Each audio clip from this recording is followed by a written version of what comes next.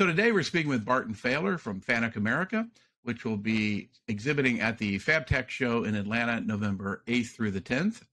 Barton, thanks for joining us today. Thank you. Appreciate the time. Yes. So like I said, a lot of people know the FANUC name in manufacturing with robotics, but tell us a little bit about specifically how you all help in the finishing and coating market. Great, thanks. So as you know, FANUC is the leader in factory automation. We have been established here for 40 years in North America. We started as a joint venture between General Motors and FANUC and provided automation initially to GM and then on to other manufacturers. The paint technology came from the GM Tech Center side, so that paint center of expertise has always remained in North America for FANUC. So that's one of the advantages that we offer to our customers, is that experience and innovation that we offer in automated painting. That has also enabled us to design and build our paint robots in North America, and we've done that for 40 years. We have 7 different models with probably 40 different variants of those models that are manufactured here in the States, right here in Rochester Hills. Those robots range from small tabletop style to large automotive. As far as the market, we cover the market. The automotive market is a vertically integrated market where FANUC offers the robot automation as well as the paint equipment and application equipment. That market requires that vertical integration. For the non-automotive final assembly, the fascia, the bumpers, the guitar bodies, the tub shower people, for that market, we have a dedicated group called the Automotive Component Industrial Paint Group, which I'm part of.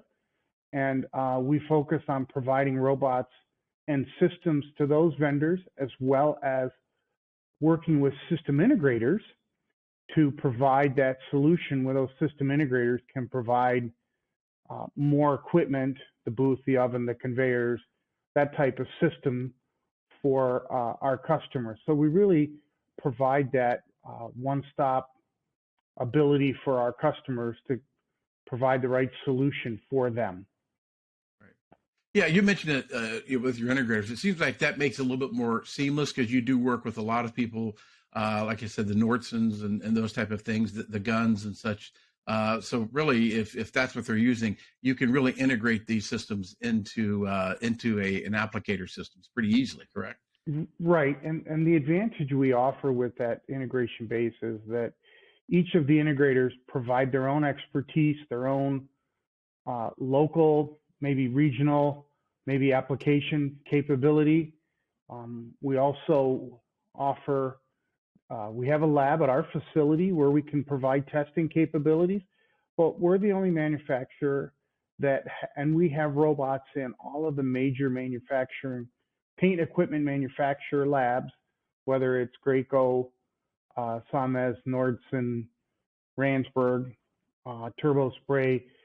Each one of those application companies have the equipment to be able to demonstrate their equipment, but on FANUC robots. And what that allows them and us to both do is gain some confidence for the end user on seeing their application tested and confirmed it, and kind of balancing between whether they should use a spray applicator or a rotary atomizer.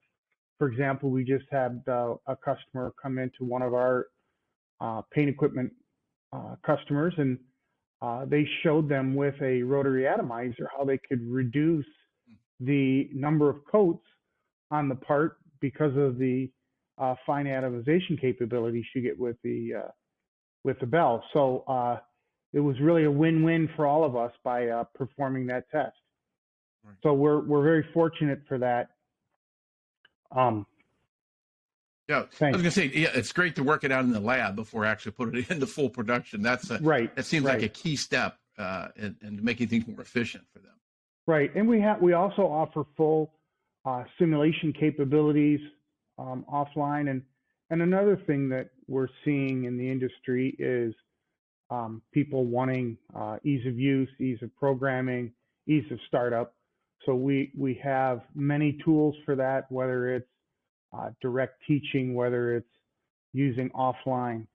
One of the things that when we first started, we offered, actually the way you taught the robot is you grabbed it and moved it around, and you had a joystick on the hydraulics, and it was kind of cumbersome, but that was really the most effective way to do it back then.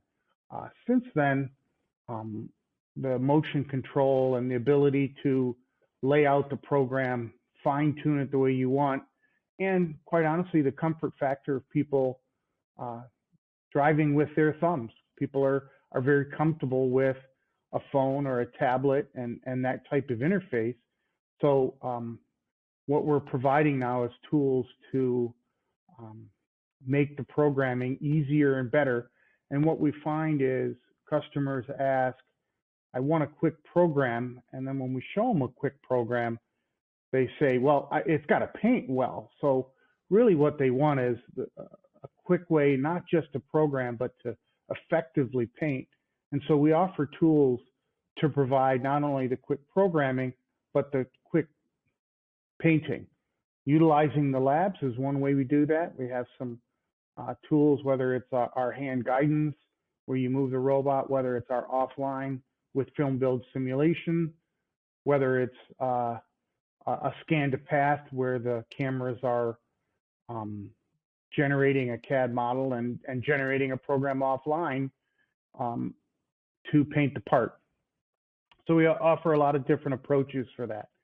We also recently have introduced 3D vision, where we're utilizing the vision camera to take a image of the part and offset the path accordingly as the part comes in. Because one thing we find is customers, when they paint with automation, everything starts to become controlled and precise, whether it's the fluid delivery, the robot motion. So if the part presentation is not accurate, then you don't get the same application results. So hence using the vision system to adapt and shift that program to adapt the location of the part. So good tools we have to offer our customers. Right. You know, one of the things I noticed just seeing some of your robots at some of the different shows is you do have you are able to scale this up. I mean, you have some very large robots, some medium robots, and some really tabletop robots. I mean, you've got things that really could fit into any application at any manufacturing facility, correct? And that's correct, and that's part of why we offer the different size. It's payload and envelope. Whether you have something small, one of the things that happened in the industry is once the automotive market had open spoked wheels, you started seeing all the brake components. So the brake company started to paint the brake pad and the brake rotors and all that equipment in there. So those small parts needed painting, hence the small robot. So we're able to size the robot to the application, which helps not only from a floor space, but an efficiency and a booth sizing and stuff. And we go from anywhere from 900 millimeter reach up to a 2800 reach. And actually we can put the robots on rails where we have been painting large tanks or as big as with one of our integrators, the Boeing airplanes. Wow. And so that's one of the things we offer is that. And then all the robots have payload capability to adapt with pretty much any applicator that's out there, whether it's a conventional airless or a rotary atomizer. Right. You know, it's so let's talk about the show. Like I said, FABTECH, it's November 8th through the 10th in Atlanta. People who come by, a lot of manufacturers will be there at the show in general, but coming over to the finishing operations, what would they see in your booth? What will you have there, and what will you be illustrating to them to teach them how this could work in their facility? Sure. We will have a P40 robot moving, painting, simulating painting. a part on a turntable, and it'll show the coordinated and integrated motion of that part rotating as well as the robot painting. And that will really highlight the ability to reduce the cell size, compact it, but then still get full part painting for the application. It'll highlight some motion control capabilities that we offer. We'll also talk about some of our other tools we have. We have the ability to set up virtual zones to keep the robot virtually from exiting or entering any zones. We also have, not that we ever expect crashes or want crashes, but if we do have that, we have software to monitor the motion of the robot. And if we sense any sudden change, we'll fault out to avoid any additional damage that might occur in a crash, not just beating up the parts. So those are things we'll show. We'll also have a solution zone monitor where we can select different applications with our customer and show them some samples of different applications, whether it's powder painting, whether it's liquid painting, whether it's fiberglass chop, whether it's a porcelain glaze, small parts, radio knobs, buttons like that, whether it's a large part on a rail. We'll be able to have some firsthand videos to show that different applications. Right.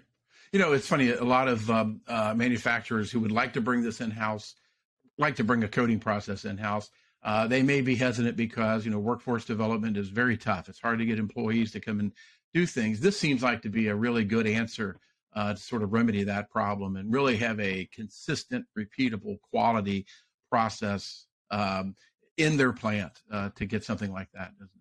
Absolutely, absolutely. That's the one thing that we can offer is that reliability and the repeatability of the operation.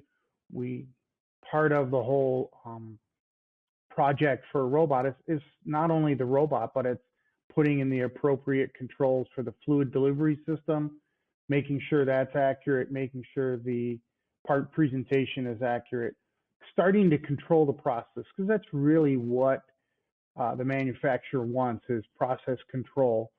And with that process control comes some efficiencies on color change time, color change waste, manufacturing use. One of the things we also offer at FANUC is we have a large education program where we are working with the colleges and schools with having equipment into those schools. And what that does for the manufacturing base is we're helping train that future worker. So when they're coming to our customers, they have some knowledge, they have some robotic knowledge, some overall understanding of that. And we have very committed to that market with over 150 certified programs out there in the education world.